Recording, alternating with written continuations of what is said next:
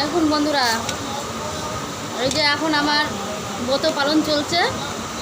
এই যে ভাত, সিদ্ধ ভাত, মানে আলু সিদ্ধ দিয়েছি, টমেটো সিদ্ধ দিয়েছি, এর মধ্যে আতপ চালও আছে, রাইসের চালও আছে, দুরকম। পাগল তো, পাগল ছাগল মেয়ে আমি, ভুলে আবার মেয়ে।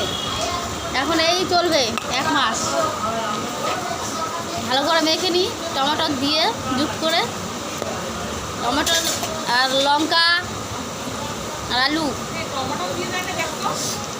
এই দিয়ে এখন খাবো। এটা আমার খাবার 1 মাস চলবে। এই খাবারটা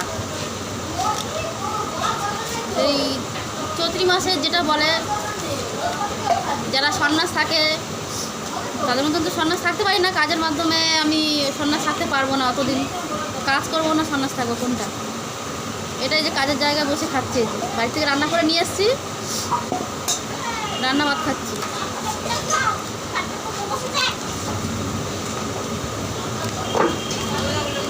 এইখানে হোটেলের কোনো খাবার খাচ্ছি না।